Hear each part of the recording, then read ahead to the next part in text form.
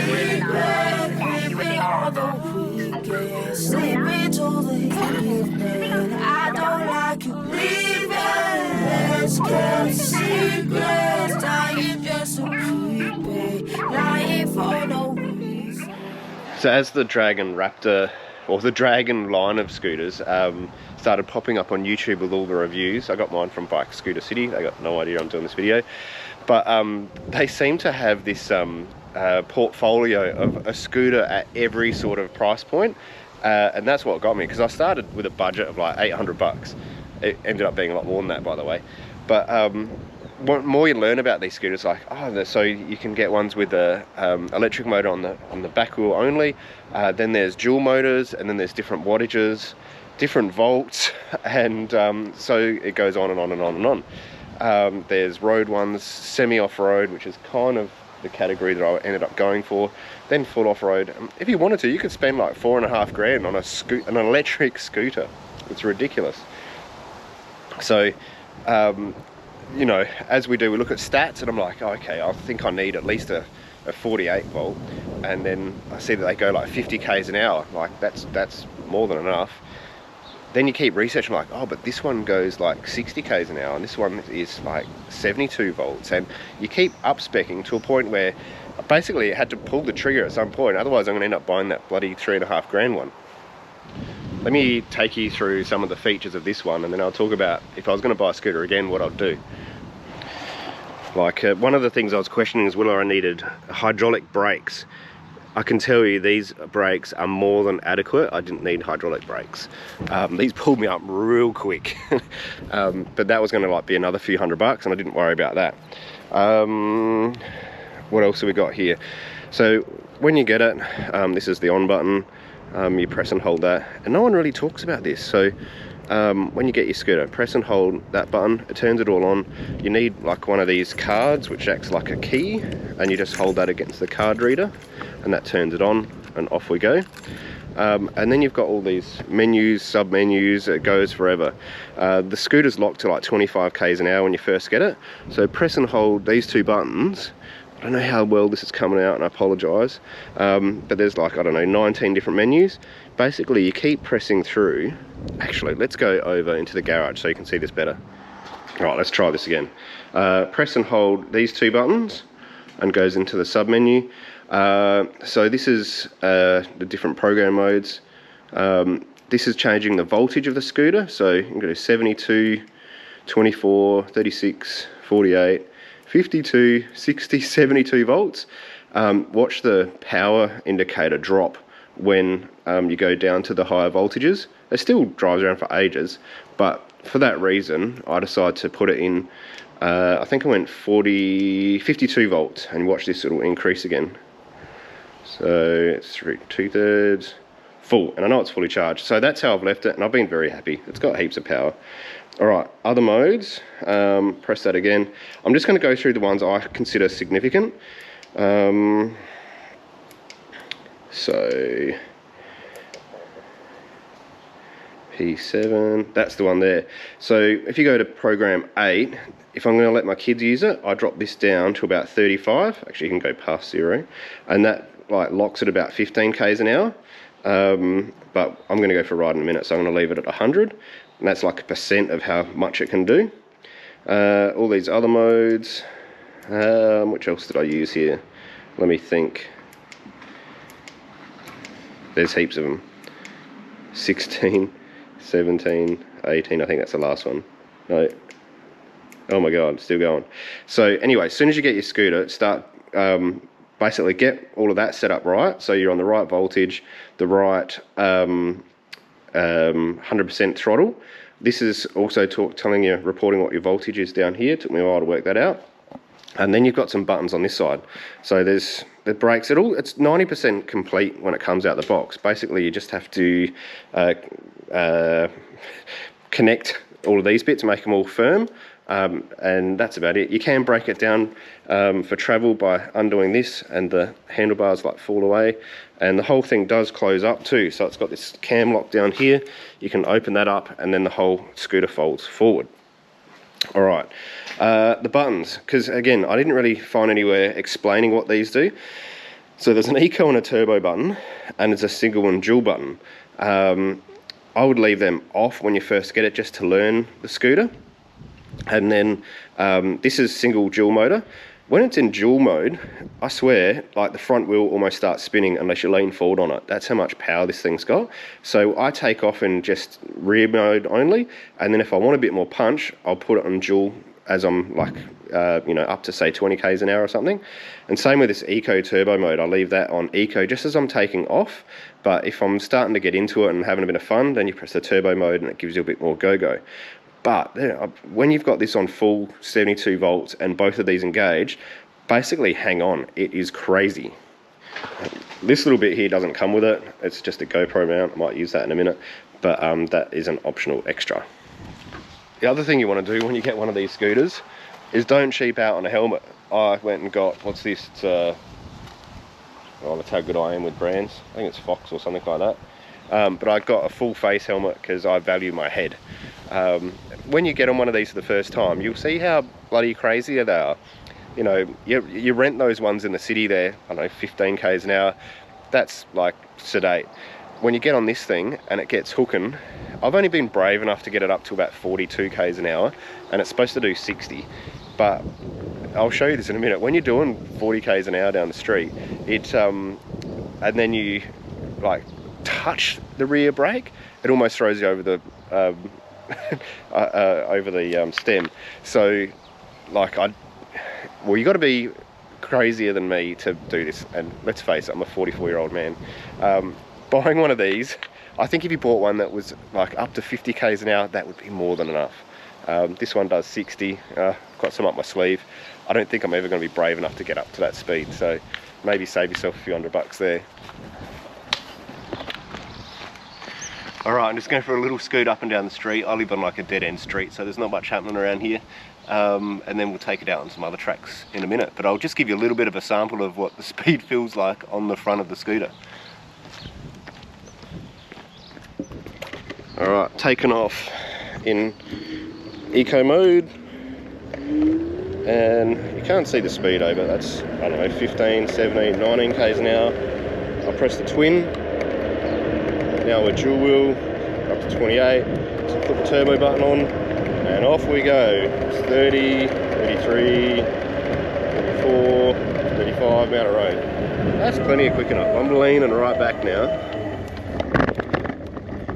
Maybe we'll turn this around. Turn this around so you're looking at my head now, sorry about that.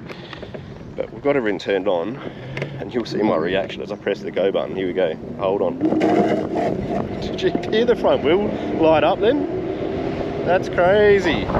Sorry about the wind noise. But yeah, you're like up to 35 k's an hour, really, really quick. And when you want to brake, basically you want to lean back a bit. Like that. Hectic, eh? A bit more of a run, stretch its legs. It's got this cam latch at the front, so that comes undone like that, releases so it can come down, and there's a little clip. Come in and show the clip there.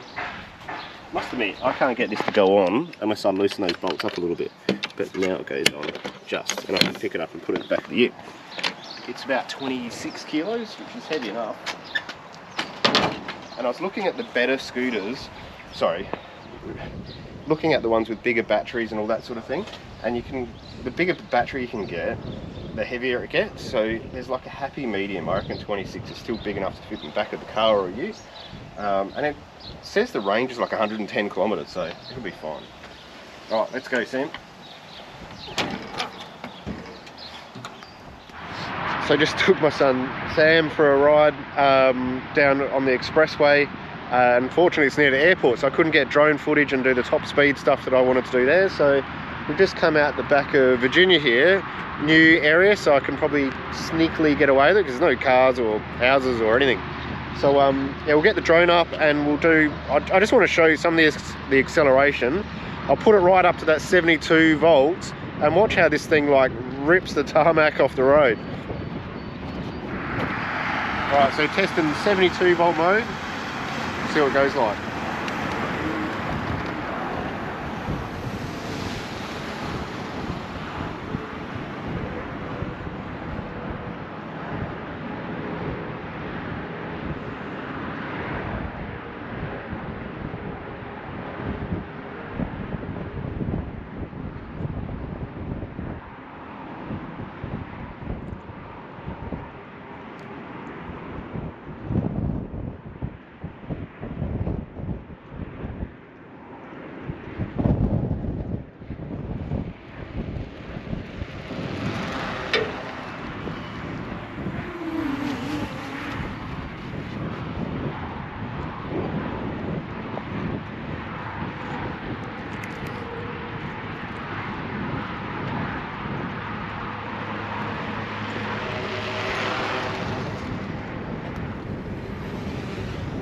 So just after that little ride, I wasn't over the moon with the top speed. I was only getting like 35 then, and I know the scooter does a lot more.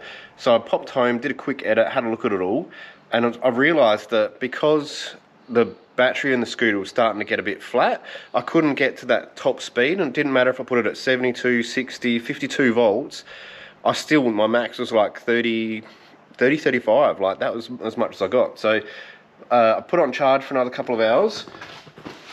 It does actually have dual charging, but I've only got one charger, so that's all I've got. I'm gonna pull that out for a minute, so we'll go for a ride. But up here now, yeah, so when I press and hold those two buttons, it's on 72 volts, therefore it says it's flat, can't really run it. Drop it to 60, I get 1 bar, 52, yeah, I'm back up at like almost 3/4, nearly full. Whereas after the last ride, it was back down here at like only, had 2 little bars left. So I think this, even though it says it's a 72 volt scooter, I think it's really a 52 volt, because every time you go to 72, it's like the battery runs out anyway. All right, I wanted to go out and show you a bit of like what the off-roady stuff's like with this scooter, and also the lights. It's got probably not the best lights in the world, but it's the coolest. So if you press and hold this button, and I'm showing you this because I didn't see anyone talk about this in any other videos. Got brake lights, underbody lights, and front lights. So not enough to really light up the world at night, but you do look really cool. There's some light, yeah. But a couple of other things I didn't see covered off that well in the other videos I saw is cobblestones. How does it go with that? Well, I can tell you this Dragon Raptor probably has slightly softer sort of suspension. I'll do a jump test for you. Hang on. There we go.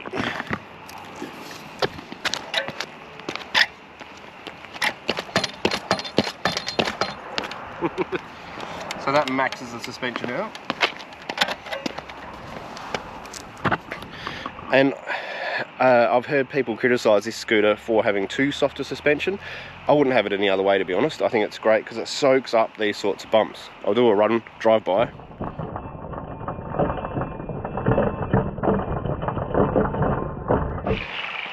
Next question is, how does it go over like the rough stuff? I've got a paddock behind me, so I'll get the drone out and I'll like cruise through it. It's all like long, thick lawn, bumpy.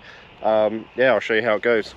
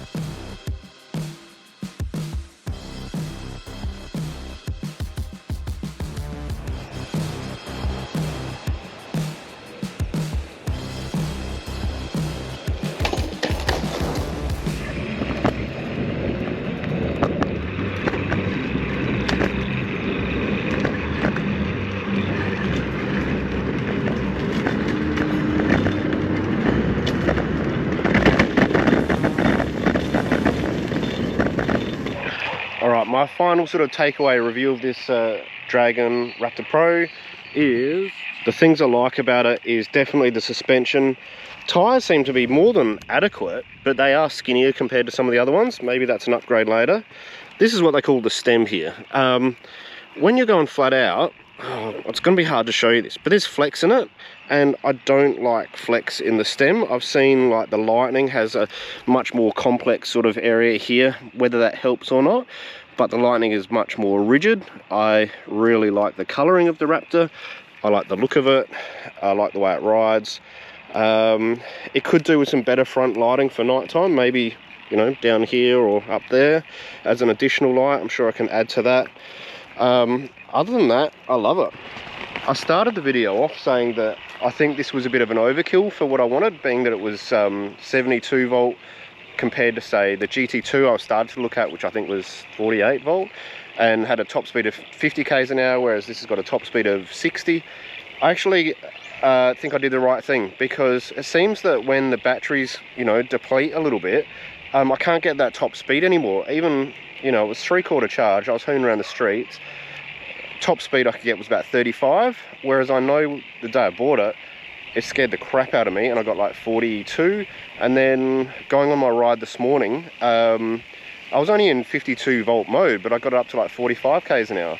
So I think there's still a little bit left in it. So there must be a redundancy. So I'm actually backing it that it's worth doing. Some of the things, like, I'm an amateur, I've owned one for a week, and this video is all about people that are amateurs and about to buy their first scooter. Things I didn't know that I wish someone told me is when you accelerate, lean forward. I know it's dead obvious now you say it. When you brake, lean back. Dumb me, when I first got on it, I was learning, I just stood there yeah, I was like a passenger. And so when I touched the brake, I did feel like I was going over the handlebars. And when you accelerate, I was hanging on, but now I know to sort of lean into the acceleration, lean back to brake. I can get a lot sportier on this machine. I don't know if I'm ready for the intermediate level, because I know there's higher than this, but this is a cracker once you get your head around it. So yeah, different video from me. Hope you enjoyed it. I do lots of off-road videos. If you like this sort of thing, subscribe. You never know, might do some more. All right, see you next time on YouTube. Yeah.